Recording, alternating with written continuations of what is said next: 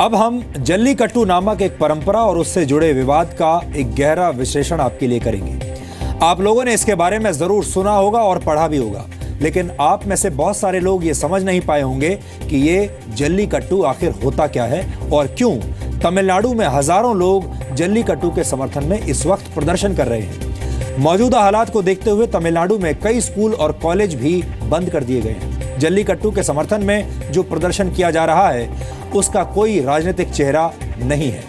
हजारों की संख्या में लोग अपनी इच्छा से चेन्नई के मरीना बीच पर प्रदर्शन कर रहे हैं। इस प्रदर्शन की कमान किसी नेता के हाथ में नहीं बल्कि सोशल मीडिया के हाथ में है, लेकिन वोटों की खुशबू सूंघकर देश के नेता इस मुद्दे पर पूरी तरह से एक्टिव हो गए हैं। आज हम जल्लीकट्टू के मुद्दे पर देश के नेताओं, राजनीतिक पार्टियों और जानवरों के हितों के लिए काम करने वाली संस्थाओं से कुछ सवाल पूछेंगे। और वो सवाल ये हैं कि ये लोग इंसानों की तरह जानवरों को भी भेदभाव का शिकार क्यों बना रहे हैं। जब जल्लीकट्टू के समर्थन में हजारों लोग एक जगह पर जमा हो जाते हैं तो देश की राजनीति में हलचल मच जाती है, लेकिन कोई भी कभी गो हत्या पर बात नहीं करता। गो हत्या के विरोध में हजारों की संख्या में लोग प्रदर्शन नहीं करते और देश के बड़े बड़े राजनेता भी गो हत्या जैसे मुद्दों पर चुप्पी साध लेते हैं। वो इस मुद्दे पर सिर्फ तभी बोलते हैं जब इसमें उन्हें वोटों की खुशबू आती है। जल्लीकट्टू पर आधारित हमारे इस विश्लेषण में आक्रोश और सवालों की मात्रा काफी ज्यादा है। इसलिए अगर आपके मन में सहूलियत की राजनीति करने वालों के खिलाफ गुस्सा है तो आप भी इस विश्लेषण में हमारे साथ शामिल हो सकते हैं। जल्लीकट्टू दरअसल एक खेल है जो दक्षिण भारत के प्रमुख त्योहार पोंगल के दौरान खेला जाता है। जल्लीकट्टू शब्द की उत्पत्ति सली और कट्टू को मिलाकर हुई है। सली का मतलब होता है सिक्के और कट्टू का मतलब होता है एक प्रकार का गट्ठर। जल्लीकट्टू के खेल में बैलों का इस्तेमाल किया जाता है। प्राचीन काल में बैलों के सींग पर सोने और चांदी के सिक्के बांध दिए जाते थे। इसके बाद बैलों को भीड़ के बीच में छोड़ दिया जाता था। भीड़ में मौजूद लोग बैलों को रोककर उनके सींग से सोने और चांदी के सिक्के और गट्ठर को निकालने की कोशिश करते थे। कई इतिहासकारों के मुताबिक ये परंपरा 2000 वर्ष पुरानी है। जल्लीकट्टू में जिन बैलों का इस्तेमाल होता है वो पालतू होते हैं और उन्हें इस खेल में हिस्सा लेने के लिए तैयार किया जाता है, या आप कह सकते हैं कि उन्हें ट्रेन किया जाता है। जल्लीकट्टू के दौरान लोग इन बैलों को सींग या इनकी पूंछ से पकड़कर रोकने की कोशिश करते हैं। कई लोग बैलों की पीठ पर चढ़कर भी उन्हें काबू में करने की कोशिश करते हैं। ये खतरनाक खेल है जिसमें बैल और इंसान दोनों के घायल होने या कई बार मारे जाने की आशंका भी होती है। जानवरों के हितों के लिए काम करने वाली संस्थाएं जल्लीकट्टू को जानवरों के खिलाफ हिंसा मानती हैं, जबकि जल्लीकट्टू का समर्थन कर रहे लोग इसे अपनी परंपरा और संस्कृति का हिस्सा मानते हैं। बैलों को पालने वाले लोगों का तर्क है कि वो उनका पूरा ख्याल रखते हैं और उन्हें इस खेल के लिए बाकायदा ट्रेनिंग दी जाती है। यानी पहली नजर में इस विवाद से जुड़े दो पक्ष नजर आते हैं, जिसमें एक पक्ष उन लोगों का है जो जल्लीकट्टू का समर्थन कर रहे हैं और दूसरा पक्ष उन लोगों का है जो इसका विरोध कर रहे हैं। लेकिन इस पूरी खबर का एक तीसरा पक्ष भी है और वो है हमारे देश की राजनीति, जो जानवरों के पीछे भले ही ना दौड़े लेकिन वोटों के पीछे खूब दौड़ती है, क्योंकि ये लोग वोटर्स को सत्ता की चाबी की तरह देखते हैं। हम आपको आगे बताएंगे कि कैसे हमारे देश के राजनेताओं के लिए जानवर भी अब एक तरह के वोट बैंक बन चुके हैं और वो उनका इस्तेमाल अपनी राजनीतिक सुविधा के हिसाब से करते हैं। लेकिन पहले आपको यह पता होना चाहिए कि आखिर जल्लीकट्टू को लेकर अभी की ताजा स्थिति क्या है। जल्लीकट्टू पर सुप्रीम कोर्ट प्रतिबंध लगा चुका है और इसी प्रतिबंध के खिलाफ तमिलनाडु से लेकर दिल्ली तक राजनीति हो रही है। जल्लीकट्टू के समर्थन में 50,000 से ज्यादा लोग चेन्नई के मरीना बीच पर शांतिपूर्वक प्रदर्शन कर रहे हैं। यहाँ पर खास बात यह है कि यह प्रदर्शन शांतिपूर्वक तरीके से किया जा रहा है। कोई तोड़फोड़ नहीं हो रही, रास्तों को रोका नहीं जा रहा, गाड़ियों को जलाया नहीं जा रहा। दूसरी खास बात यह है कि इस प्रदर्शन में किसी भी नेता की एंट्री प्रतिबंधित है, यानी आम लोगों ने किसी भी नेता को वहां पर घुसने नहीं दिया है। प्रदर्शन कर रहे लोगों में कॉलेज के छात्र हैं, प्रोफेशनल्स हैं, सरकारी कर्मचारी हैं और यहाँ तक कि महिलाएं भी शामिल हैं। ये सभी लोग सोशल मीडिया पर एक दूसरे से संदेश प्राप्त करने के बाद यहाँ पर स्वेच्छा से इकट्ठा हुए हैं और शांतिपूर्ण तरीके से प्रदर्शन कर रहे हैं। इसलिए आप ये भी कह सकते हैं कि प्रदर्शनों के मामले में, विरोध करने के मामले में ये एक नई शुरुआत है। ये तमाम लोग जल्लीकट्टू पर लगे बैन को हटाने की मांग कर रहे हैं, लेकिन समस्या ये है कि इस आयोजन पर सुप्रीम कोर्ट पहले ही प्रतिबंध लगा चुका है और सुप्रीम कोर्ट के फैसले को पलटने के लिए केंद्र सरकार को या उनकी सरकार को एक अध्यादेश लाना होगा, जिस पर अभी बात चल रही है। इसी सिलसिले में तमिलनाडु के मुख्यमंत्री ओ पनीरसेल्वम ने आज प्रधानमंत्री नरेंद्र मोदी के साथ दिल्ली में मुलाकात की। प्रधानमंत्री ने तमिलनाडु के मुख्यमंत्री से कहा कि मामला सुप्रीम कोर्ट के पास है, लेकिन केंद्र सरकार तमिलनाडु के लोगों की भावनाओं को समझती है।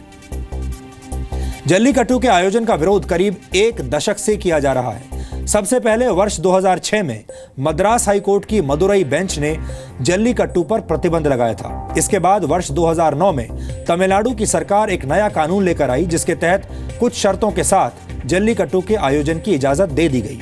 इसके बाद वर्ष 2011 में केंद्र में यूपीए की सरकार के पर्यावरण मंत्रालय ने बैलों को प्रतिबंधित जानवरों की सूची में डाल दिया था। ऐसे जानवरों का इस्तेमाल ट्रेनिंग और प्रदर्शन के लिए नहीं किया जा सकता। पर्यावरण मंत्रालय के इस नोटिफिकेशन की वजह से जल्लीकट्टू वर्ष 2011 में एक बार फिर प्रतिबंधित हो गया। इसके बाद वर्ष 2014 में सुप्रीम कोर्ट ने जल्लीकट्टू को पूरी तरह से बैन कर दिया। 7 जनवरी 2016 को मोदी सरकार ने यूपीए सरकार द्वारा जारी किए गए नोटिफिकेशन में बदलाव कर दिया और जल्लीकट्टू की इजाजत दे दी। लेकिन इसके बाद जुलाई 2016 में अलग अलग संस्थाओं की तरफ से दायर की गई अपील पर सुनवाई करते हुए सुप्रीम कोर्ट ने केंद्र सरकार के उस फैसले को पलट दिया और यह कह दिया कि जल्लीकट्टू पर प्रतिबंध जारी रहेगा। जो संस्थाएं जल्लीकट्टू का विरोध कर रही हैं, उनका आरोप है कि इस खेल के दौरान बैलों को शराब पिलाई जाती है, बैलों को गुस्सा दिलाने के लिए उनकी आंखों में मिर्च डाली जाती है, बैलों की पूंछों को मरोड़ा जाता है और कई तरह की हिंसाएं उनके साथ की जाती हैं। तमिलनाडु में कांग्रेस ने भी वर्ष 2016 के अपने मैनिफेस्टो में जल्लीकट्टू पर बैन लगाने की बात कही थी। दरअसल जल्लीकट्टू पर हो रही राजनीति के केंद्र में इंसानों द्वारा जानवरों पर की जा रही हिंसा नहीं है, बल्कि इसके केंद्र में वोट बैंक है। जल्लीकट्टू के आयोजन में ज्यादातर थेवर जाति के लोग हिस्सा लेते हैं और ये दक्षिण भारत की राजनीति में एक बड़ा वोट बैंक मानी जाती है। इसलिए कोई भी राजनीतिक पार्टी अपने इस वोट बैंक को नाराज नहीं करना चाहती। अब यहां पर सवाल यह है कि जिस तरह जल्लीकट्टू के समर्थन में हजारों लोग सड़कों पर विरोध प्रदर्शन कर रहे हैं, उसी तरह गायों की हत्या के विरोध में हमारे देश में लोग विरोध प्रदर्शन क्यों नहीं करते।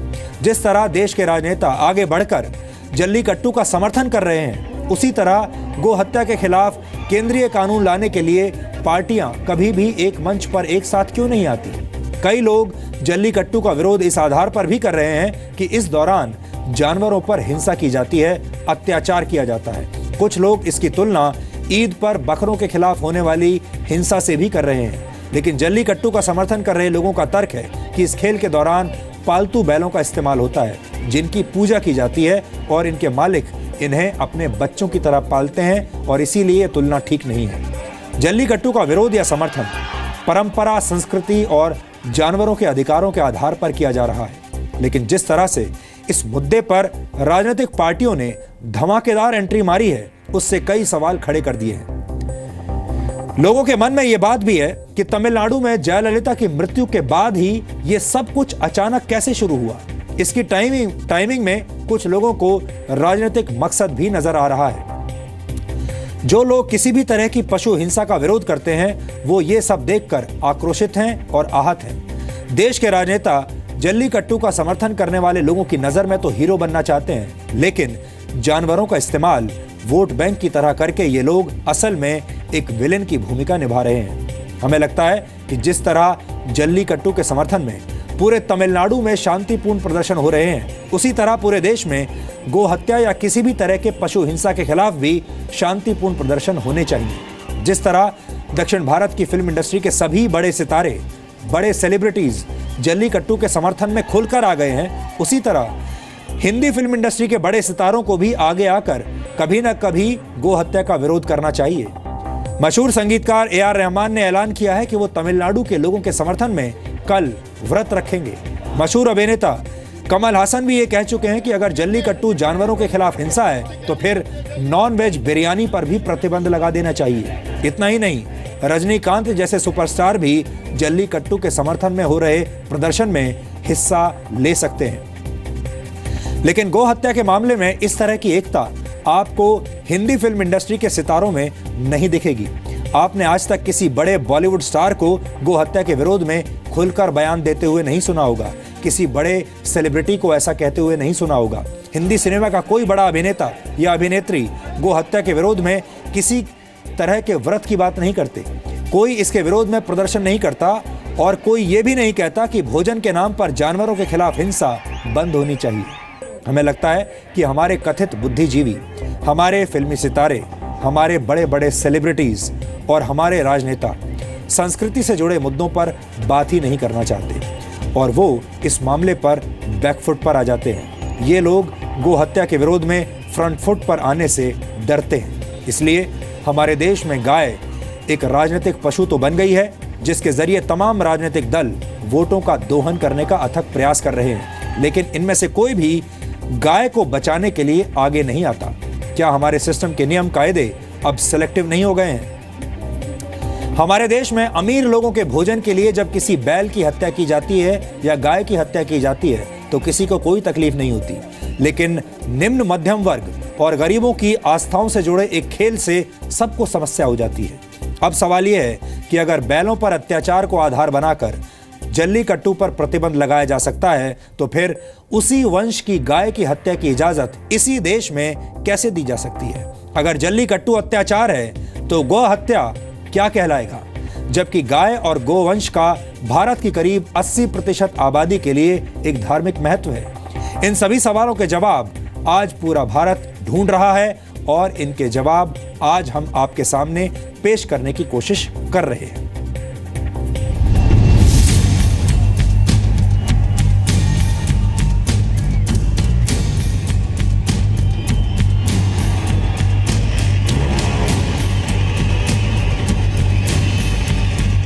चेन्नई के मरीना बीच पर जल्लीकट्टू का समर्थन कर रही इस भीड़ का कोई नेता नहीं है। इस भीड़ का दावा है कि ये अपनी संस्कृति और परंपरा को बचाने के लिए एकजुट हुए हैं। वो परंपरा जिसके खिलाफ कुछ लोगों को शिकायत है। शिकायत ये कि परंपरा के नाम पर जानवरों के खिलाफ हिंसा की जा रही है। शिकायत ये कि इस परंपरा में हिस्सा लेने पर ना तो जानवरों की जान सुरक्षित रहती है और ना ही इंसानों की। 8 आवर्स के बावजूद चेन्नई के मरीना बीच अभी भी एक एक्शन पैक्ड जगह जैसा लग रहा है। हजारों युवक यहाँ पर आ रहे हैं और सुप्रीम कोर्ट के ऑर्डर का प्रतिशोध कर रहे हैं। इनका ये कहना है कि अगर ये बैन ऑर्डर लिफ्ट नहीं किया जाएगा फिर भी ये आगे जाके जल्लीकट्टू को सेलिब्रेट करेंगे और अपनी परंपरा को आगे बढ़ाएंगे। जल्लीकट्टू का समर्थन कर रहे इन लोगों में समाज के सभी वर्गों में आए हुए लोग हैं। पढ़े लिखे, अच्छे पदों पर काम कर रहे लोग, यहां तक कि इन शांतिपूर्ण प्रदर्शनों में लोग धर्म और जाति से भी ऊपर उठकर हिस्सा ले रहे हैं। एक ही ख्वाहिश है यहाँ पर आकर कि मेरे तमिल भाइयों को, मैं मुसलमान हूँ, तमिल भाइयों को सपोर्ट करने के लिए, उनके राइट्स के लिए जो 7000 साल से यहाँ पर चल लेकर है। See, like there are many people who have come from small child to everyone, like the older guys as well, to support for the Jallikattu. See, it's not any kind of selfish thing or something like that. This is actually a cause to let the people know, like to all over the world, like how religious and how the tradition follows here. Obviously a peaceful act, because we are not going to talk or whatever be the suggestions that we are giving, just to appreciate. We are not even clapping, we are just silent clapping here. I think nobody as an Indian can compromise with their identities, and we all have the right to preserve our culture, and I firmly stand for Jallikattu. जब तक ये ban नहीं हटेगा हम लोग ऐसे ही यहाँ पे खड़े रहेंगे। 50,000 लोगों की आवाज अब दिल्ली के राजनीतिक गलियारों तक पहुंच चुकी है, लेकिन केंद्र सरकार की मजबूरी यह है कि वो सुप्रीम कोर्ट के फैसले के खिलाफ जाए तो जाए कैसे। ये संभव तो है, लेकिन ये रास्ता इतना आसान नहीं है। फिर भी वोटों के पीछे दौड़ने वाले नेता अब बैलों के पीछे दौड़ने वालों को खुश रखने की पूरी कोशिश कर रहे हैं। एनिमल राइट्स की बात की जाती है या protection of cruelty against animal की बात की जाती है, तो विश्व में कई ऐसे उदाहरण हैं जो ट्रेडिशनल स्पोर्ट्स चल रहे हैं, जैसे स्पेन है। मुझे लगता है ये सारी चीजें समाज में एक साथ चलनी चाहिए। वैसे इन विरोध प्रदर्शनों का एक उजला पक्ष ये है कि ये प्रदर्शन अभी तक बिल्कुल शांतिपूर्ण है। ना तो लोग ट्रैफिक जाम कर रहे हैं, ना ही गंदगी फैला रहे हैं, ना ही किसी तरीके की हिंसा कर रहे हैं। ये सब तब हो रहा है जब इन प्रदर्शनों का कोई चेहरा नहीं है। पोंगल का एक अंग है जल्लीकट्टू। दूसरे दिन ही बैल को साफ करते हैं, गाय को साफ करते हैं, उसको पूजते हैं, उसके साथ खेलते हैं, उसको आलिंगन करके लोग दौड़ते हैं। अब इस पर निषेध हो गया, प्रतिबंध आ गया, तो लोगों के भावना पर बहुत बड़ा ठेस पहुंचा है। If you are so concerned about cruelty to animals, first thing you have to stop is slaughter. If you ban Jallikattu, all these bulls will line up at the slaughterhouse, young bulls, not old ones. Now, if you slaughter an animal, at least people should be consuming it for their food and nourishment. No, India is the largest exporter of beef. This is a crime. सवाल ये कि जब जल्लीकट्टू के समर्थन में पूरा तमिलनाडु एक हो सकता है, वहां के फिल्मी सितारे भी आम लोगों के साथ आ सकते हैं, तो फिर गौहत्या जैसे मुद्दों पर बाकी भारत चुप्पी क्यों साध लेता है? गौहत्या के विरोध में ऐसे विरोध प्रदर्शन क्यों नहीं किए जाते हैं? आज देश के अंदर जितने बड़े स्तर पर गौवध हो रहा है, उसको रोकने के लिए कदापि प्रयास नहीं किए जाते। बकरा ईद के ऊपर कितना जबरदस्त, जिसे कहते हैं हिंसा होती है, तमाम बकरे काट दिए जाते हैं, क्या वो हिंसा की संज्ञा में नहीं आता? ऐसी तमाम प्रक्रियाओं को जो गैर हिंदू हैं उन पर तो जरा भी प्रश्न उठाए नहीं जाते हैं। धर्म के चश्मे से अलग अलग तरीके से कानून की अलग अलग व्याख्या करना मुझे लगता है यह ठीक नहीं है। और हम सभी को, अगर हम जल्लीकट्टू का विरोध करते हैं तो उसी प्रकार से हमें बकरीद पर कटने वाले बकरे का भी विरोध करना पड़ेगा। और जो लोग जल्लीकट्टू का विरोध कर रहे हैं, वो भी गौहत्या के विरोध में खुलकर सामने क्यों नहीं आते? वो क्यों ये नहीं कहते कि बैलों के साथ साथ गायों पर भी हिंसा बंद होनी चाहिए? जो संवैधानिक प्रोसीजर है उसको फॉलो करे। लोग प्रोटेस्ट अगर कर रहे हैं तो उनका राइट भी करे, और जो संविधान कहता है सुप्रीम कोर्ट के बारे में उसका भी इम्प्लीमेंटेशन हो। सवाल ये भी कि लोग बकरे ईद जैसे मौकों पर होने वाली हिंसा का विरोध क्यों नहीं करते? क्या इन लोगों की नजर में जानवरों का भी धर्म और जाति होती है? क्या बेजुबान जानवर भी शोर मचाती राजनीति के लिए वोट बटोरने का काम करते हैं? कल्चरल आइडेंटिटी हैं सब जातीय समूहों की या उपराष्ट्रवाद की, उनको सहेज के संभाल के रखने की आवश्यकता है। इसलिए उस मामले को उनकी कल्चरल आइडेंटिटी से जोड़ करके उनके सेंटिमेंट्स का सम्मान करना चाहिए। ये एक तरह का दोगलापन है। जब अपनी परंपरा को बचाने के लिए कुछ लोग फ्रंट फुट पर आ सकते हैं, तो फिर अपनी संस्कृति और धार्मिक पहचान को बचाने के लिए लोग गौहत्या जैसे हिंसा का विरोध क्यों नहीं करते? ब्यूरो रिपोर्ट, जी मीडिया। तमिलनाडु में जल्लीकट्टू के समर्थन में जो विरोध प्रदर्शन हो रहे हैं, मैं उसके बारे में आपको एक और खास और अहम बात बताना चाहता हूं। जल्लीकट्टू के समर्थन में जो प्रदर्शन हुए, उनमें तमिलनाडु के सभी वर्गों के लोग शामिल हैं। इनमें बड़ी बड़ी आईटी कंपनियों में ऊंचे पदों पर काम करने वाले लोग, बड़े बड़े प्रोफेशनल्स, सरकारी कर्मचारी और महिलाएं भी शामिल हैं। लेकिन इन प्रदर्शनों की सबसे अच्छी बात यह है कि ये पूरी तरह से शांतिपूर्ण है। इस दौरान ना तो सड़कों को जैम किया गया, ना ही प्रशासन के लिए किसी तरह की परेशानी खड़ी की गई। मरीना बीच पर जो लोग प्रदर्शन कर रहे हैं, वो लोग प्रदर्शन के बाद बीच की सफाई भी कर रहे हैं, क्योंकि इस बीच पर कूड़ा फैलाना मना है। लोग एक दूसरे के लिए खाना भी ला रहे हैं और इस बात का पूरा ध्यान रख रहे हैं कि प्रदर्शन की वजह से किसी को भी कोई परेशानी ना हो। ये एक बहुत अच्छी बात है और हमें लगता है कि ये अपनी बात रखने का एक बेहतरीन तरीका है। उत्तर भारत के लोग अगर चाहें तो इससे सबक ले सकते हैं, क्योंकि आपने अक्सर देखा होगा कि उत्तर भारत में जब प्रदर्शन होते हैं तो कैसे ट्रेन रोक दी जाती हैं, बसों में तोड़फोड़ की जाती है, जैम्स लगा दिए जाते हैं, यहां तक कि कई बार आम लोगों के साथ मारपीट की जाती है।